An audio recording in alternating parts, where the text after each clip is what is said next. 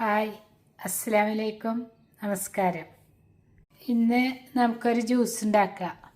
ജ്യൂസിന് വേണ്ടിയിട്ട് ഒരു മാങ്ങ എടുത്തിട്ടുണ്ട്, ഒരു ക്യാരറ്റ്, 4 ഈത്തപ്പഴം, ഒരു ആപ്പിള്. ക്യാരറ്റ് ഒന്ന് വേവിച്ചെടുക്കുക. നല്ല തിളച്ച വെള്ളത്തിലേക്ക് ക്യാരറ്റ് കട്ട് ചെയ്തിട്ട് കൊടുത്തിട്ടുണ്ട്.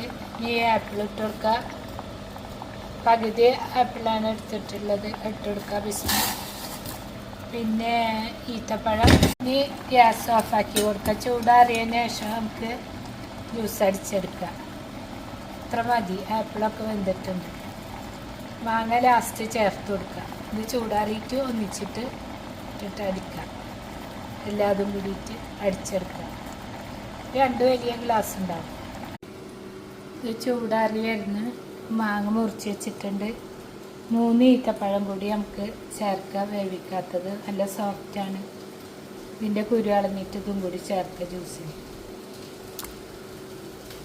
ഇനി ജ്യൂസ് അടിച്ചെടുക്കുക.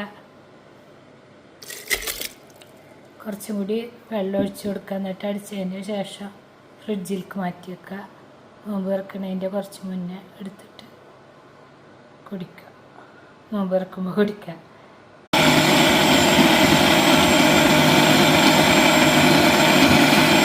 ജ്യൂസ് റെഡി ആയിട്ടുണ്ട്. നോമ്പ് തുറക്കെടുക്കുക. ഇതന്നെ പാലൊഴിച്ചിട്ട് ഉണ്ടാക്കുക മിൽക്ക് ഷേക്ക്. എല്ലാവരും ഉണ്ടാക്കി നോക്കുമല്ലോ. ഇഷ്ടപ്പെട്ടാൽ ലൈക്കും ഷെയറും ചെയ്യണേ. ഇഷ്ടപ്പെട്ടാൽ